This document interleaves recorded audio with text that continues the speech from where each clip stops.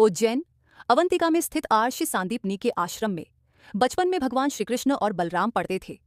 वहां उनके कई मित्रों में से एक सुदामा भी थे। सुदामा श्रीकृष्ण के खास मित्र थे। वे एक गरीब ब्राह्मण के पुत्र थे। सुदामा और श्रीकृष्ण आश्रम से भिक्षा मांगने नगर में जाते थे। आश्रम में आकर भिक्षा गुरु माँ के चरणों में रखने के बाद ही भोजन करते थे। परंतु सुदामा को बहुत भूख लगती थी, तो वे चुपके से कई बार रास्ते में ही आधा भोजन चट कर जाते थे। एक बार गुरु माँ ने सुदामा को चने देकर कहा कि इसमें से आधे चने श्रीकृष्ण को भी दे देना और तुम दोनों जाकर जंगल से लकड़ी बिन लाओ। फिर दोनों जंगल में लकड़ी बिनने चले गए। वहां बारिश होने लगी और तभी दोनों एक शेर को देख कर वृक्ष पर चढ़ जाते हैं। ऊपर सुदामा और नीचे श्रीकृष्ण। फिर सुदामा अपने पल्लू से चने निकालकर चने खाने लगता है। चने खाने की आवाज सुनकर श्रीकृष्ण कहते हैं, अरे ये कटकट की आवाज कैसी आ रही है?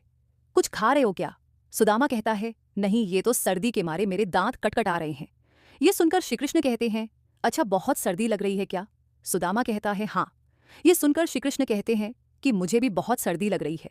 सुना है कि कुछ खाने से शरीर में गर्मी आ जाती है, तो लाओ वो चने जो गुरुमाता ने हमें दिए थे, दोनों बांटकर खा लेते हैं। ये सुनकर सुदामा कहता है, चने कहाँ हैं?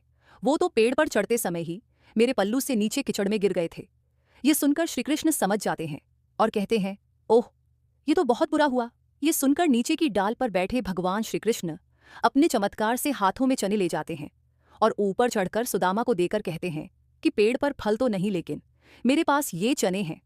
सुदाम कहते हैं, ये तुम्हारे ए पास कहाँ से आए? तब कृष्ण कहते हैं कि वह मुझे भूख कम लगती है ना। जब पिछली बार गुरु माता ने जो चने दिए थे वह अब तक मेरी अंटी में बंधे हुए थे। ले लो, अब जल्दी से खा लो। यह सुनकर सुदामा कहता है, नहीं नहीं, मैं इसे नहीं ले सकता। तब श्रीकृष्ण पूछते हैं, क्यों नहीं ले सकते? सुदामा रोते हुए कहता है कि क्योंकि मैं इसका अधिकारी नहीं हूं और मैं तुम्हारी मित्रता का भी अधिकारी नहीं हूं। मैंने तुम्हें धोखा दिया है कृष्ण, मुझे क्षमा कर दो। कृष्ण कहते हैं, अरे, जिसे मित्र कहते हो उससे क्षमा मांगकर उसे लज्जित न करो मित्र। इसी प्रकार एक बार श्रीकृष्ण सुदामा को वचन देते हैं कि मित्र, जब भी तुम संकट में खुद को पाए तो मुझे याद करना, मैं अपनी मित्रता जरूर निभाऊंगा।